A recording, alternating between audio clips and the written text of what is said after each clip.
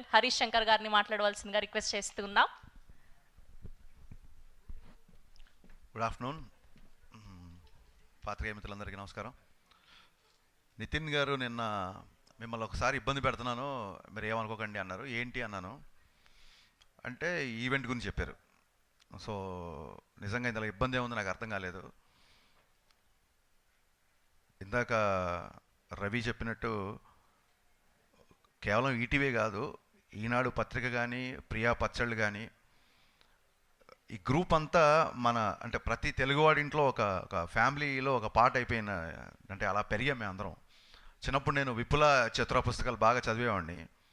ఇప్పుడు ETV win చేసే సినిమాలు చూస్తుంటే వాటికే ఒక దృశ్య రూపం ఇచ్చారు కదా అనిపిస్తుంది నాకు బేసిక్గా. సో ఒక రెవల్యూషనరీ బడ్జెట్స్లో, ఒక రెబల్ కంటెంట్స్తో, ఒక రెవల్యూషనరీ వర్కింగ్ డేస్లో మొత్తం సినిమా మేకింగ్ అంటే యావత్తు సినిమా ఇండస్ట్రీ మొత్తం ఆశ్చర్యపోయే రకంగా కంటెంట్ ఇస్తూ ఇన్ని బ్లాక్ బాస్టర్లు ఇంత తక్కువ సమయంలో కొట్టడం అనేది అసలు ఇది ఒక అసాధారణమైన విషయం. నాకు తెలిసి ఇది వేరే ఏ లాంగ్వేజ్లో జరిగి ఉండదు. Hats off to entire ETV Win. ఏ ముహూర్తాన ఈటీవీ విన్ అని పెట్టారో ఆ విన్ అలాగే ఉంటుంది, ఆ విన్నింగ్ స్ట్రీక్ అలాగే కంటిన్యూ అవుతుంది, విజయాలే ఉంటున్నాయి. నిజంగా entire industry is looking at ETV win. Nitin గారికి, సాయి గారికి, బాపినీడి గారికి, ఎంటైర్ ఈటీవీ విన్ టీంకి నేను మనస్ఫూర్తిగా అభినందనలు చెప్తాను. అండ్ నాట్ ఓన్లీ అభినందనలు, మీ నుంచి నేర్చుకోవాల్సిన విషయాలు కూడా చాలా ఉన్నాయని నాకు అర్థమైంది వరుసగా మీ కంటెంట్ చూస్తున్నప్పుడు.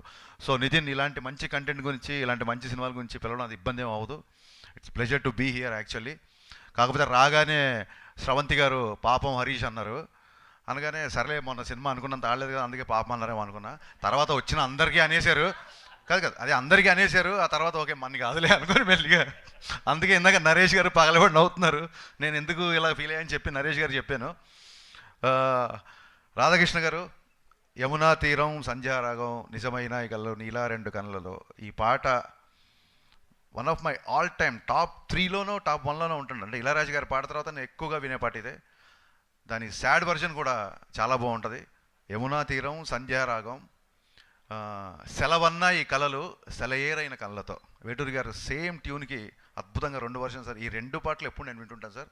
Thank you so much. అంటే మన కళ్ళలో చాలా తక్కువైనా సరే మీ పాట ఎప్పుడు మా జీవితంలో ఒక పాట అయిపోయింది. థ్యాంక్ యూ సో మచ్ అండి. Welcome back. మీరు మళ్ళీ ఇలాంటి పాటలు ఈ సినిమాతో చేస్తున్నారని తెలిసిందే. మీరు మళ్ళీ ఈసారి గట్టిగా నిలబడాలి. తెలుగు తెలిసిన వ్యక్తి, తెలుగు సంగీతం, తెలుగు సాహిత్యం తెలిసిన వ్యక్తి, మీరు మరింత బిజీ అవ్వాలని మనస్ఫూర్తిగా కోరుకుంటున్నాను sir. Thiruveer, coming to the trailer, నేను ట్రైలర్ చూసినప్పుడు ఫస్ట్ ఇళయరాజా గారి పాటతో అది ఏమైంది అనగానే ఈ ట్రైలర్తో లవ్లో పడిపోయాను నేను.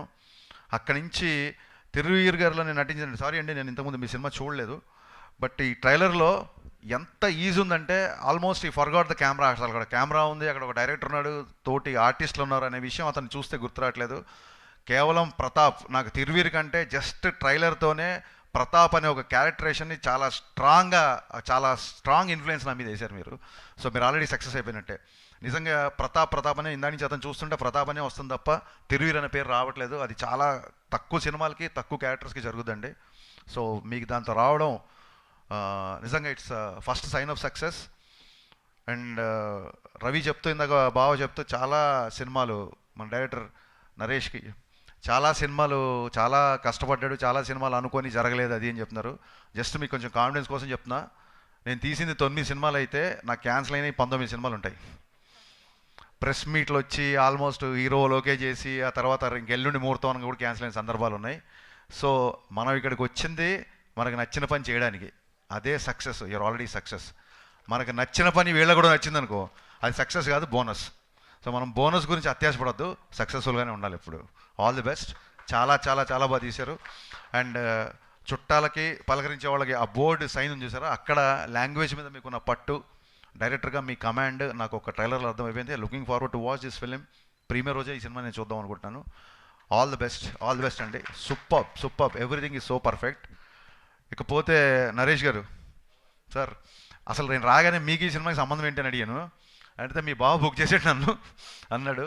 బట్ ఆయన సరదాగా అన్నా సరే నిజంగా ఎంత పాజిటివ్ మైండ్తో వస్తారంటే ఆయన, నేను ఒక 10 ఏళ్ళ నుంచి వస్తున్నా, ఎన్ని సినిమాలకి ఆయన పిలవగానే వచ్చి బ్లెస్ చేస్తారంటే, బేసిక్గా సినిమా అంటే ప్యాషను, ప్రాణం.